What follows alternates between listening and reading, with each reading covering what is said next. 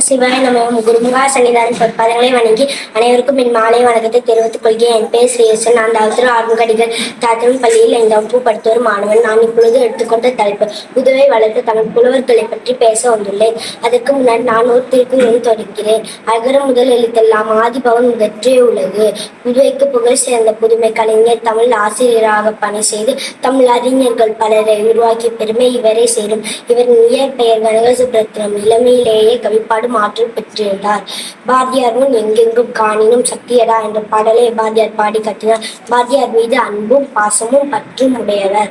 அதனால் தம் பெயரை பாரதிதாசன் என மாற்றி அமைத்துக் கொண்டார். பாரதியார் எட்டயபுரத்தில் பிறந்தார். விடுதலை போராட்ட காலத்தில் ஏறக்குறைய 10 ஆண்டுகள் புதுவையில் தங்கி இருக்கும் போது பல காவியங்கள் பாடல்கள் படைத்துள்ளார். இவருக்கு புரட்சிக்கவி என்ற பட்டம் அளிக்கப்பட்டது.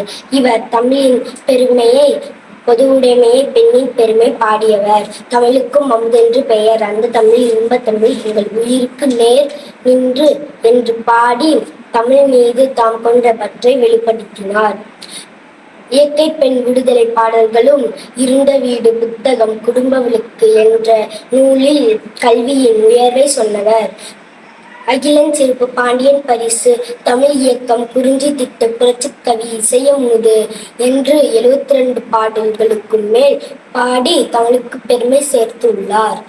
இவர் பிசிராந்தையர் என்ற நாடக நூலை எழுதியுள்ளார். இந்நூல் சாகித்ய அகாதமி விருது பெற்றுள்ளது. பாவேந்தர் பாரதிதாசனின் பெயரால் புதுவையில் தமிழக அரசு ஆண்டுதோறும் சிறந்த தமிழ் அறிஞர்களுக்கு விருது வழங்கி சிறப்பு செய்கிறது.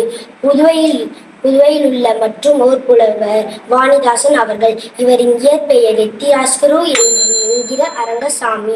பிறந்த இடம் புதுவையை அடுத்த வில்லியனூர்.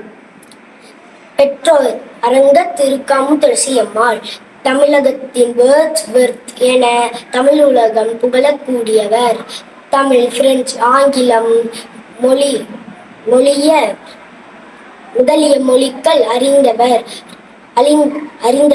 ரமி என்ற புனைப்பெயரால் எழுதியவர்.